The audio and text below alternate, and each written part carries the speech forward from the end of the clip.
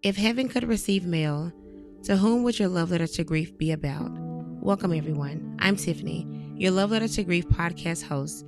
If this is your first time, please hit the follow button. If you're a returning listener, welcome back.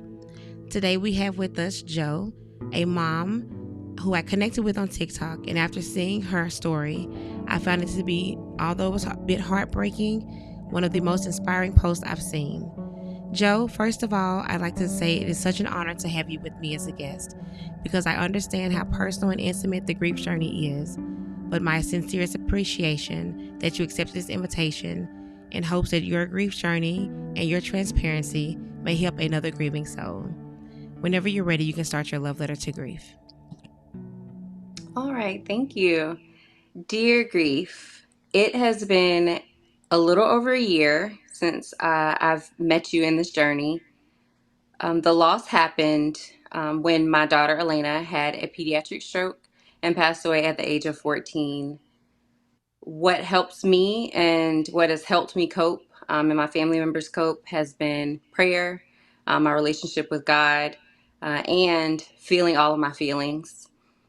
I keep my loved one's memory alive by mentioning her every day. I talk about her every day. I tell her story. I try to raise awareness about pediatric strokes. Um, Elena was my daughter, or is my daughter, my only child. She is fun. I had her when I was 19, so she taught me so much about life and responsibility, and she helped make me the person that I am today. And I truly believe that she is my angel, and that's what she was meant to be here for.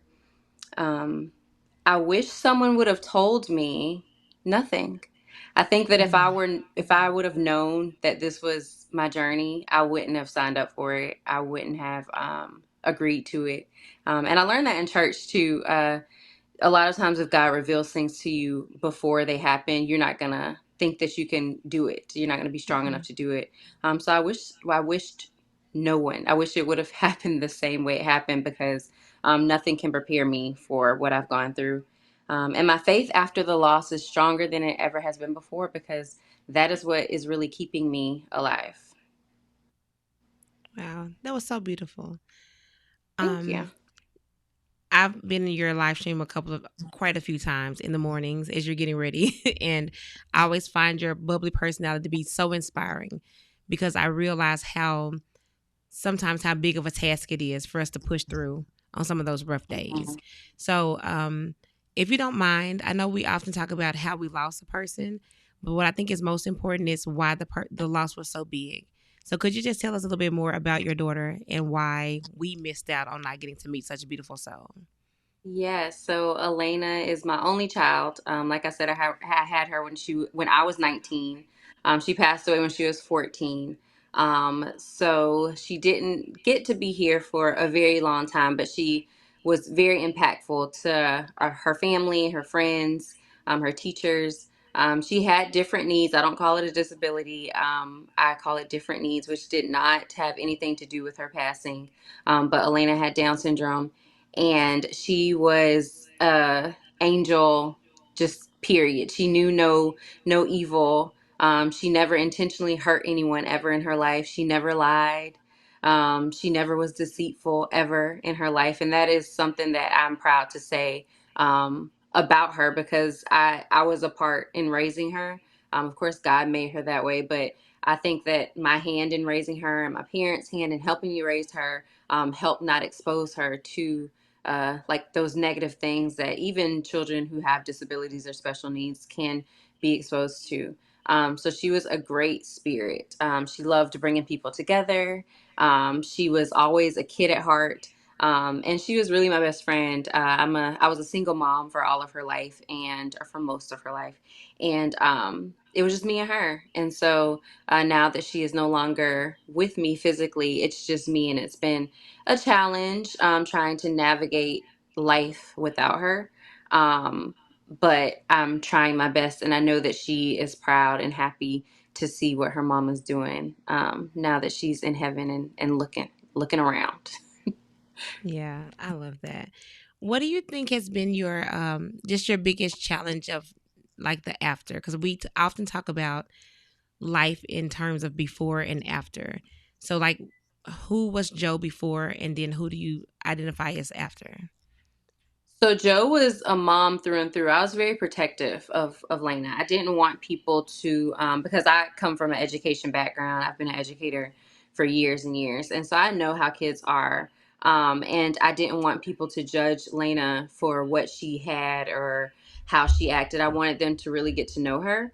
So I didn't Mm-hmm. share a lot of her on social media before, and I was very protective. And my family knew that about me, and my friends knew that about me. And so they were very protective of her. So she had a nice little bubble around her. So I feel like I was living like a double life, because I would go to Mm-hmm. work and take care of other people's kids and then not be able to share things about like Lena's soccer game or Lena's boyfriend or any of those things that my other coworkers were Mm-hmm. sharing.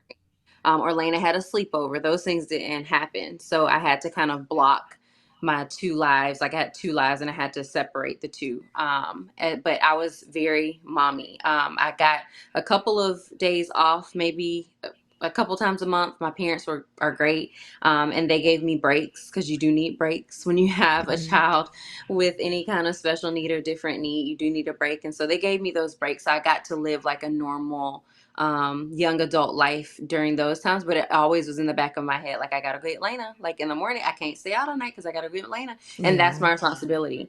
And so now it's a lot different. And sometimes I feel guilty because I'm doing normal 34-year-old stuff. Well, maybe not 34-year-old stuff. Maybe I'm doing 30-year-old stuff at this time. I'm doing normal adult things. And Mm-hmm. I can stay out all night. I can do things that I didn't do before because I don't have the responsibility. But sometimes I find myself feeling guilty, like I have something at home that I'm responsible for, and so I have to Mm-hmm. get my mind out of that. That has been a challenge, and finding my purpose, because when I was a mom to an earthly person, like my purpose was staring me in the face every day. And so Right. now I still don't know my purpose. I think that one of my reasons is to share with the world what has happened to me and my grief journey. But I really don't know what God has called me to do. And hopefully, I know it will come together. But it's only Mm-hmm. been a year. And so I'm giving myself some time to figure that out. But I think that is a hard part in navigating that. And it's also hard with work because in my career field, I still work in education, but I present at a lot of conferences and I go to a lot of conferences. And a lot of the conversations are kids and how old our Right. kids are and our families. And I don't feel like I have a family. And so a lot of times that's hard. And it's not appropriate for me to just, bleed all over other people because they're mentioning all of their Mm-hmm. kids. But I don't feel comfortable in those environments when people are bringing up all of their kids and their families because I don't have that anymore. So if there's someone listening in on our podcast and they haven't walked this journey, but they know of a grieving mother that has, I think this is a perfect time for you to maybe just give us some insight on things that are not helpful, or maybe things that make it harder for you.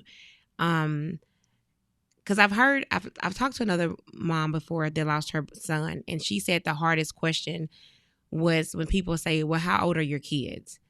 And her having to say her son's age and then explain or feel the need to explain that he's no longer with us. Do you have trouble with that, or are there things that people ask you that you just feel like maybe just if we were aware that they're appropriate or not appropriate?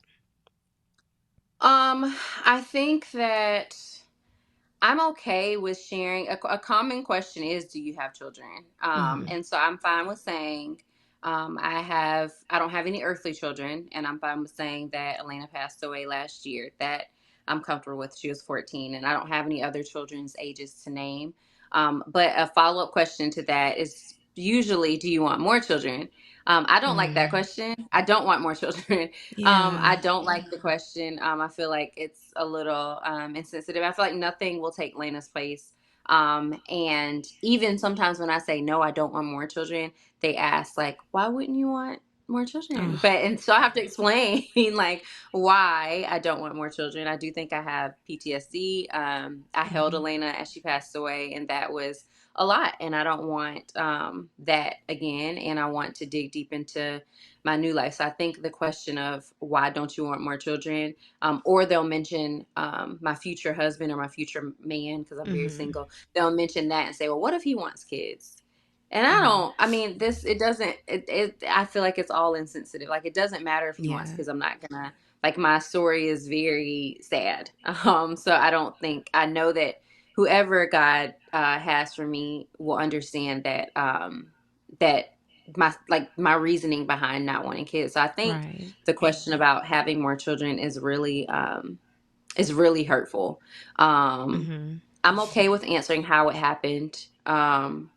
I think I go really deep into. I think that God really put me in this position because He knew I could do it. Because I am okay with talking about death and how it Mhm. happened and what happened and even the process of death, because some people don't know what to expect if your loved one is going to pass away. Like, what do you do? Like, do you touch them? Like, do you, like, I'm fine with explaining Yeah. that, but the my future and children, I think that's a little insensitive. Yeah. When you answered that question, it literally gave me chills because I feel like the human nature in us sometimes is try to pacify what we think a person is feeling. So we're like, "Oh, do you want more kids?" So I think just hearing that, hopefully, someone will be listening, and they'll take that to heart and be more mindful before they ask someone that question. For sure. And so I know that you talk about bringing awareness to the way she passed. So can you tell us a little bit more about that? And is that something that's common? Because I never heard of it until I heard it in your stream. It's not very common, and doctors don't know why she had the stroke. So she had a pediatric stroke. And she had no symptoms or no, it was very fast. The symptoms started happening on Monday night. So she started displaying them very shortly before she was like totally out of it. We took her to the hospital on Monday night. She started throwing up a little bit, being disoriented, just really funny behaviors. So the Mm-hmm. symptoms of a stroke are is act fast, so facial drooping, arm tingling or numbness, slurred speech, time to call 911. But Lena did not. She had a little bit of facial drooping.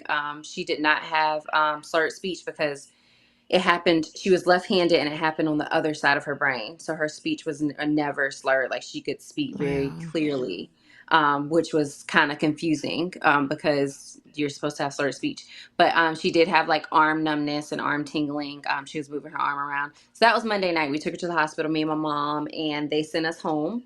And by Tuesday morning she was paralyzed, and so we took her back to the hospital, and that's when they said she had had the stroke. And they did brain surgery, and she had 3 blood clots in her brain. And Wow. after Tuesday, after the surgery, she did not fully wake up from anesthesia. Her brain started to swell a lot, which is a common thing after you get brain surgery, but it usually gets worse before it gets better, but it just never got better. And they tried to treat it. She continued to have strokes, and they were like confused about why.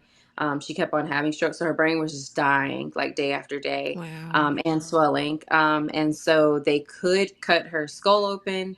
And I had 20 minutes. They woke me up in the middle of the night, and they gave me 20 minutes to decide if I wanted to do the craniotomy, to cut her skull open and let her skull just breathe, or let her brain just breathe, or we can just treat it. But if she got the surgery, her brain would be stuck where it was. So all of the brain death that had already happened would be permanent.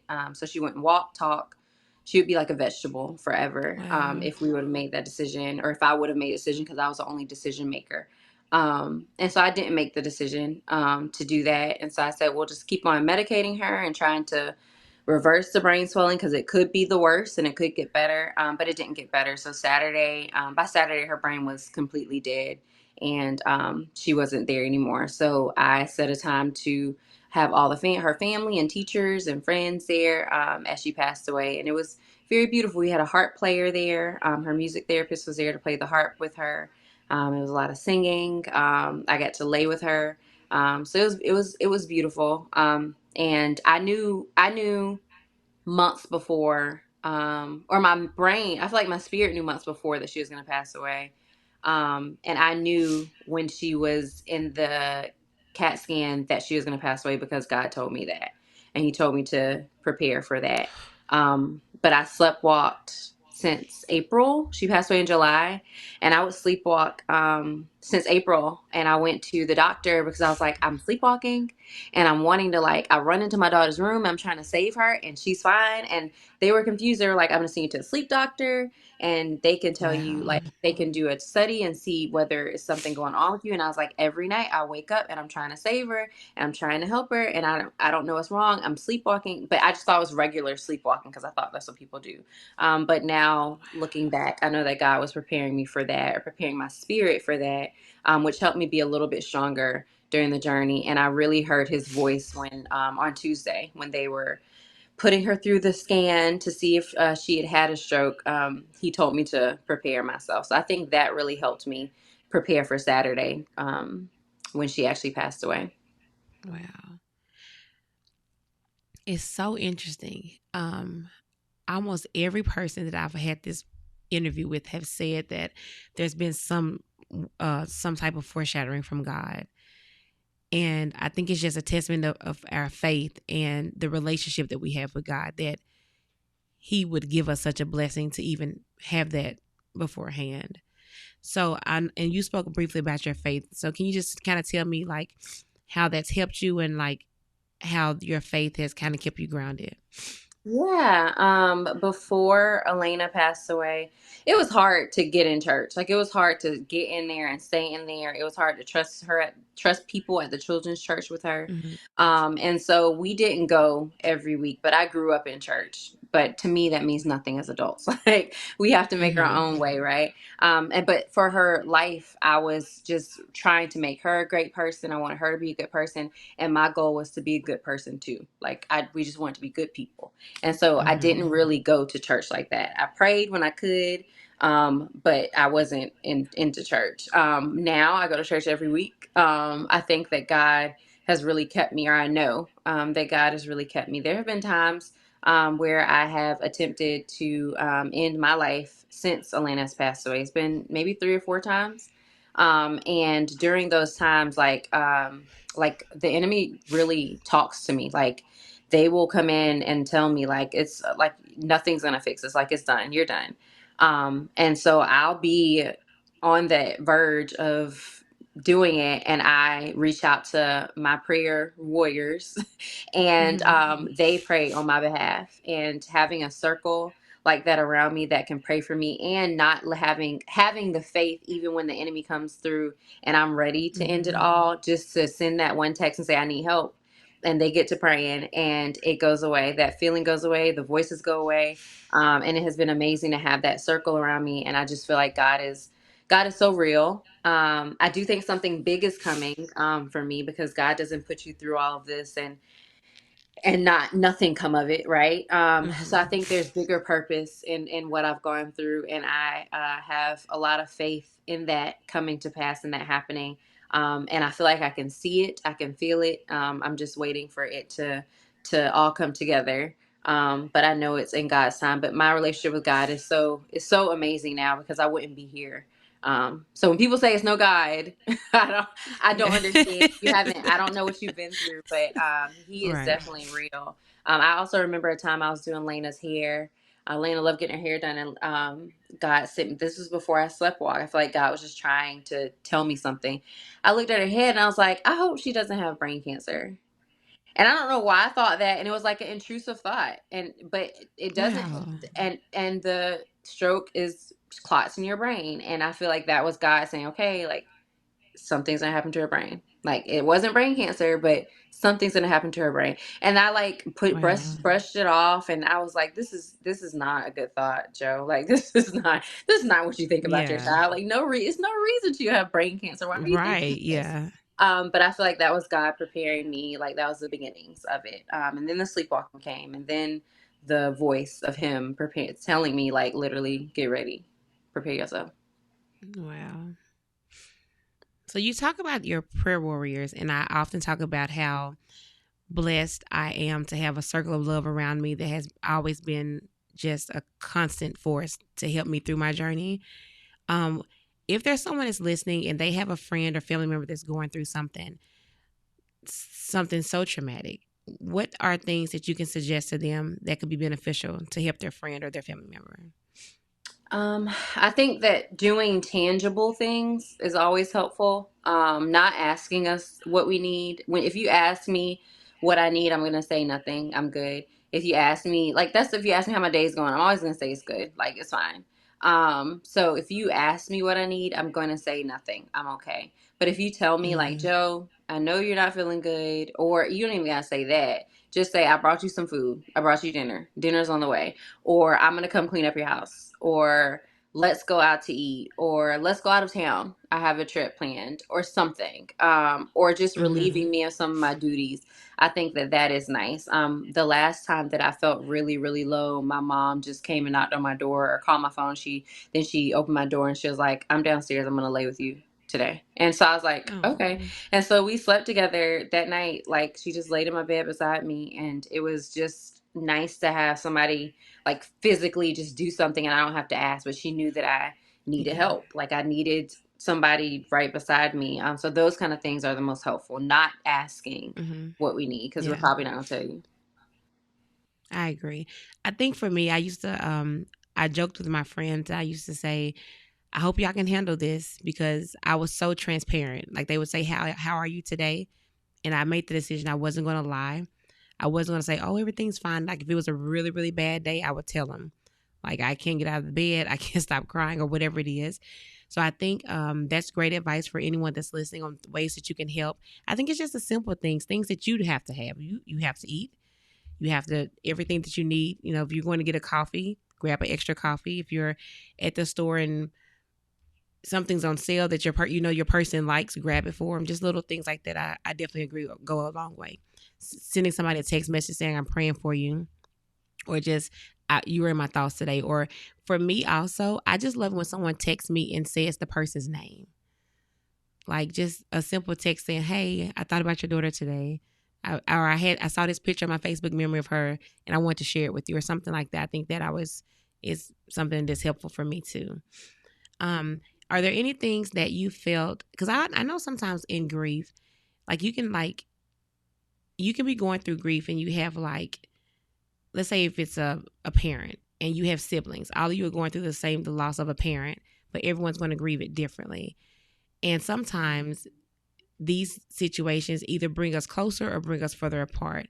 Were there any situations that you feel like the grief made like your friendships different, or because sometimes the people you least expected to show up and you're like, whoa, like that was just a church member. Now they're turned my best friend. Was there any situation like that for you? Yeah. My best friend, Brittany, she wasn't my best friend before. I've known her for years, but we were just friends and we really weren't talking around the time that, Lena got sick because my best friend at the time, who I'm no longer friends with, they didn't get along. And so I really wasn't talking to Mm. Brittany like that.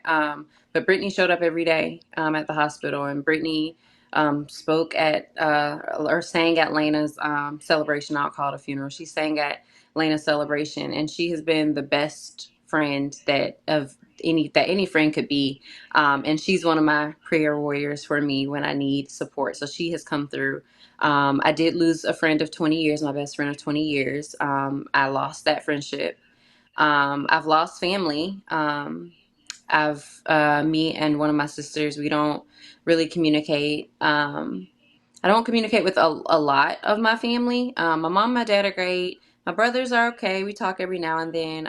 But me and my sister have a pretty strained relationship since Elena passed away. I think we tried in the early days because, I mean, death is kind of cool to people, and like death will make you really feel like, oh, we're gonna be the best family ever, like to start with. But Mm. then when everything kind of dies down, it's not, that's not what it was. It's just because your emotions were everywhere and you weren't being honest. So I think that there Yeah. are a couple of relationships that I've lost, or maybe more than a few, a handful of relationships that I've lost, um, because I'm a new version of myself. Like the old Joe who I was July 22nd before Mhm. 6:37 p.m., I am not the same Joe. Like after 6:37 p.m., I became a new version of myself, and a lot of people um, aren't coming with that new Joe, whether they don't Yeah. like it or whether I don't fit into their life anymore. I'm not sure, but those changes did happen, and I'm fine with them happening because I'm not the old version of myself. And you can't Yeah. expect that from somebody who has lost anybody. You're not the same person. So the people who have come along are great, but now I have a few good friends, and that's all I need. Yeah. And I have my parents, and that's what I need to. Yeah. I think it's something about when you lose your person, it just puts things in perspective. Like what's important, what are you going to invest too much energy in? What things are you okay with just like taking back the effort that you've been putting into it? And I think that's okay. If there's someone that's listening and everyone I've talked to that's dealing with grief, they have like there's one or two relationships that have like shocked them to their core, that they expected to be there and they weren't. And I try to give people grace because I try to remind myself that they also don't know this version of me. And so sometimes it's easier for a person to love me in the before than it is the after.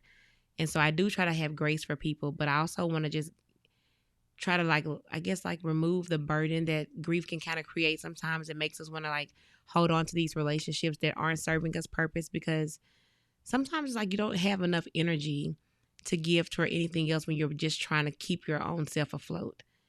And so like if you're listening to this podcast and you're struggling with like a friendship or a relationship with a family member or someone that's not really on the same path with you currently in your grief journey, I think that's okay to just allow things to move the way they're going to move, because like you say, you're not the same version of that you were beforehand, and the before and after is just, it's a lot. And you said something else that I really wanted to touch on. You made the comment that you haven't found your purpose yet, and I think there's a lot of us that go through the same thing. It took me almost 5 years to figure out who I was, and the next day that changed as well. So it's like this, just this hamster wheel of trying to figure out like what now, and how do I move. So but I think the for me the thing is just I I have no problem being as selfish as I need to be and trying to be happy, because I feel like that's the bare minimum that life owes me with everything that I've been through. So I think sometimes it's just, if you have to be selfish and seek what actually makes you feel like you're being walking in your purpose or finding some happiness, I think that's okay. And I kind of feel like your spirit kind of gives me like, just when I listen to you talk in the mornings, and I don't always come in your stream, I'll be like getting off work and getting dressed or taking a shower, and I'll just have you on my speaker, and I'm like, oh, her energy is just so infectious. It's just like you're laughing and you're just you're like, I'm running late, but I'm going to do this, and it's just. But I love that because I feel like I've never held a child and lost that loss, but just to hear you like pushing through and laughing and finding those rare moments that give you some type of happiness, you deserve that. I have And so, to. I can't be mad that my baby's in heaven. If I can be a little, I get sad, of course. And people fail to see mhm, those parts because I don't show those parts.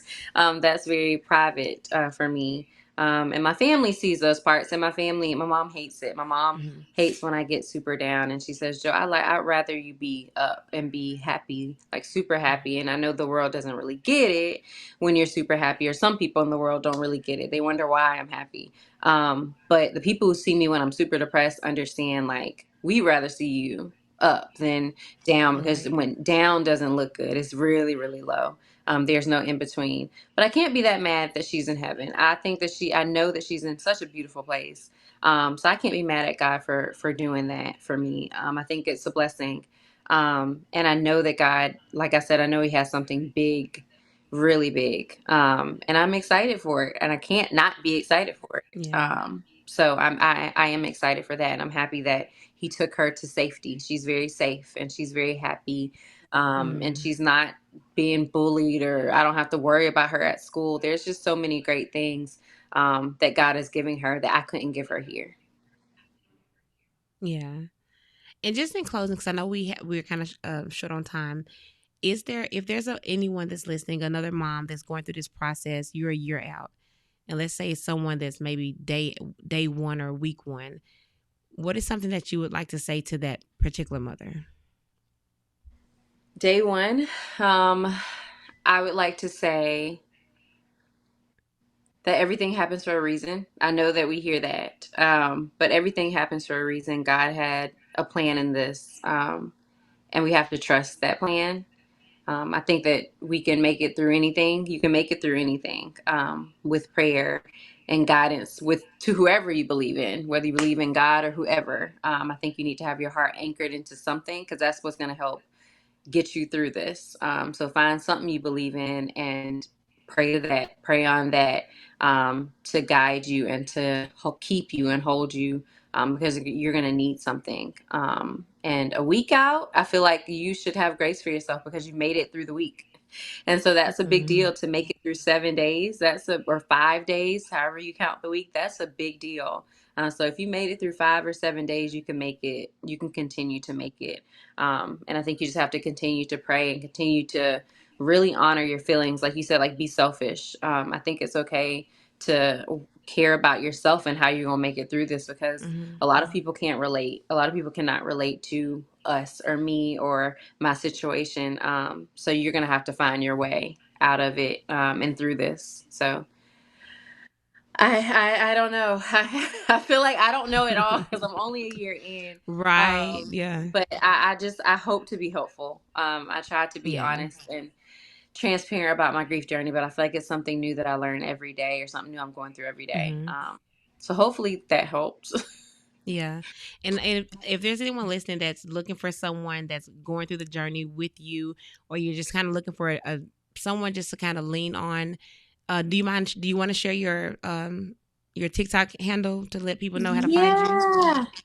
Yeah, so my TikTok is not your average Joe 5, and it's like the regular your, so NOTYOURAVERAGEJO and the number 5, on TikTok, and I go live pretty much every morning. But right now the premise of my life, but in July when my daughter first passed away, it was very much very, very, Joe is sad. I need help. I'm depressed. Like, it was very sad. Mm. Me and my 8 people that was in the room. It was very sad. Now there are some times where I get sad and overwhelmed, but I try to really focus on life after child loss, because there is life. There is some kind of light. It could be a dim light, but it's some kind of light. And I'm trying to dig into that light that I see, instead of like sticking to my sadness and depression. Yeah, I love that. I love that. And I think that's just that in itself is encouraging to someone, just to realize that there is life after. Because Mm-hmm. I mean, when you become a mom, like that's in our minds, like, oh, that's it. you know, Mm-mm. that's it. So Yeah, I I thought love it was that you said forever that. too. Yeah, I call myself a retired mom now because Oh. I'm just retired. Yes, I didn't choose to be retired. They kicked me out, and they said you're relieved of your duty. The Lord said it. So, I'm in retirement, and I'm just trying to help other parents, help other angel mamas and daddies and uncles and aunts and all of the things. Or you can just join me in life after child loss, and watch me navigate this life. I don't know what I'm doing. None of us do. We're just gonna keep trying. But I really appreciate you for being on today. It was a complete honor. You guys have got to tune into her stream. She is a bubble of excitement. She's so funny, and just your spirit and just watching you push through, because I understand how tough it is. Like I always say, I don't often let people see me when I'm down, so I tell them just enjoy the up moments with me. Like that's where I'm happiest. So just let me be there. So just keep doing what you're doing. You're touching a lot of people's lives, and I'm sure there's someone that's listening today that's definitely gonna be inspired. Thank you. Thank you so much. All right.